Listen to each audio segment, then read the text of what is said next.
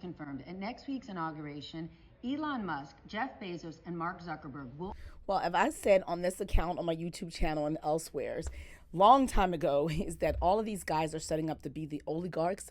I mentioned in my video before Donald Trump was elected that I see a playbook. Donald Trump sees what Vladimir Putin does when he has these rich billionaires that have his ear to make sure that he acts in their pecuniary interests, to make sure the policies, the procedures, the regulations are written, and so to help them pad their pockets. Yeah, that's why Elon Musk, Jeff Bezos, and Mark Zuckerberg is going to be sitting along with Donald Trump's cabinet picks at his inauguration on Monday. That's a signal. They're telling the United States. And this is also an alarm, a wake-up call to MAGA, because we've tried to tell MAGA, especially new MAGA. There's old MAGA that are they're old MAGA. Can't do nothing about them. But Donald Trump needed new MAGA in order to win. So he convinced them these 5 issues, and he's already gone back on the 5 issues helping his food prices. He's already said during an interview before he got inaugurated that he doesn't think he's capable of bringing their food prices down. But they would tell us Donald Trump's going to be the one to bring down our food prices. They told us Donald Trump's going to keep us out of World War III. We know Joe Biden just brokered a peace agreement with Hamas. That was Joe Biden. Whether y'all want to admit it or not, I don't care. That's Joe Biden. Helped broker a peace agreement between Israel and Hamas and release of prisoners.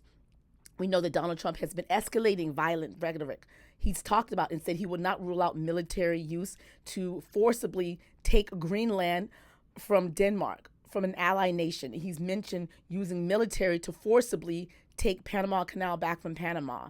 He's used very agitated language regarding towards Canada. Because of this, people are not just laughing at us. The people, the legislatures from those different countries are laughing and poking fun in their legislation. The world's laughing at us.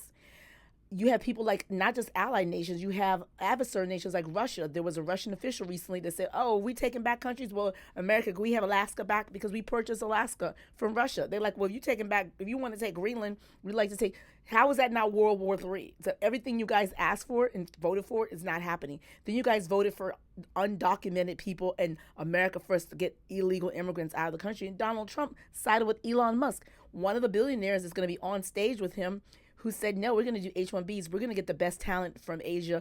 Kash Patel said, y'all are trash. She said, American culture is a trash culture, so we don't want it. So what happened to American First? So that's 3. He's gone back on a lot of the promises he made to you guys. And then not just that, you guys voted without realizing that Donald Trump, the Republicans, are the party that's going to take back Mima and Papa's Social Security. So when your grandmother and your grandma and your pops and stuff like that saying that they're cutting their social services, they're cutting their aid, and they can't, what's going on? They voted for it, and you helped, and you voted for it too. So we tried to warn you. It's the FAFO seasons for the most part.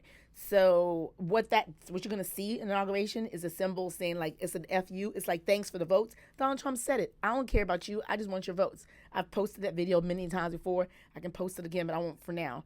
He don't care about y'all. He just wanted your votes. He just wanted you to put him in power. Now that he's in power, he's going to do the interests of the billionaires. Last time he's in power, as I've said before, a lot of his procedures, a lot of things he did for the billionaire class. He tried to roll back overtime hours because billionaires and the business people wanted him to. He's going to do what the businesses want.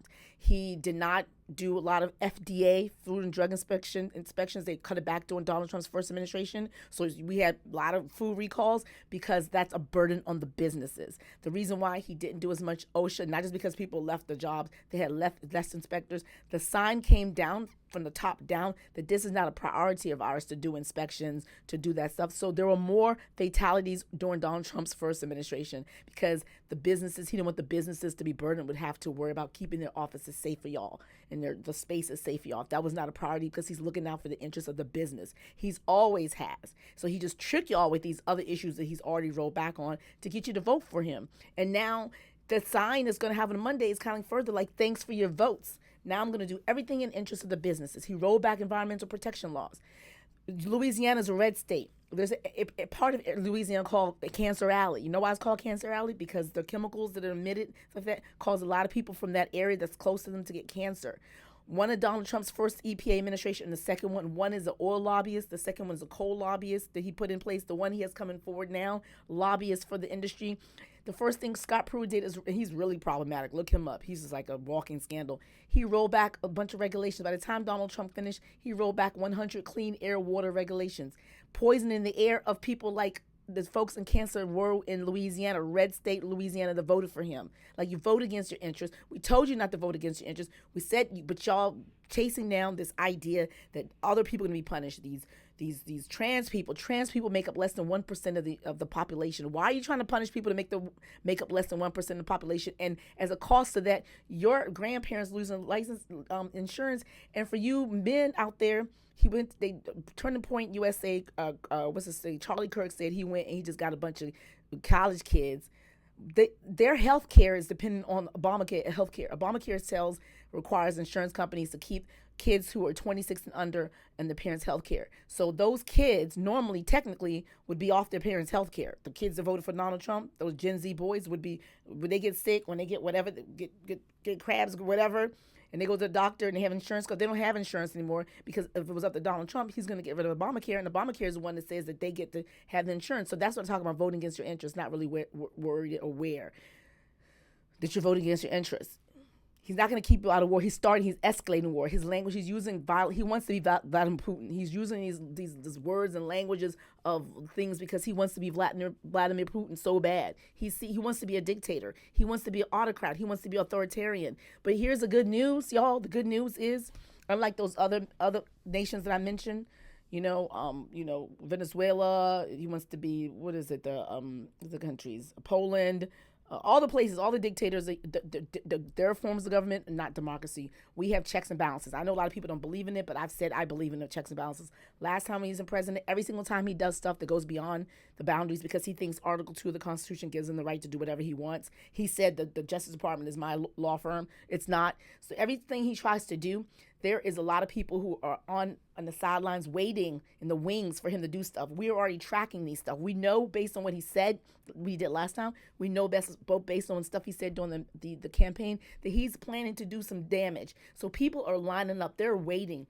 They have their alert trackers just waiting for him to do stuff. The minute he does something, they're going to court. They're going to ask the court to stay it. It's going to be appealed. It's going to be a balance. People are going to be like jockeying for different districts to go into. There's going to be layers and layers of pushback, delays. The way that Donald Trump's attorneys were able to delay the Justice Department from issuing justice until he won the election, just the same way, which is such a travesty of justice.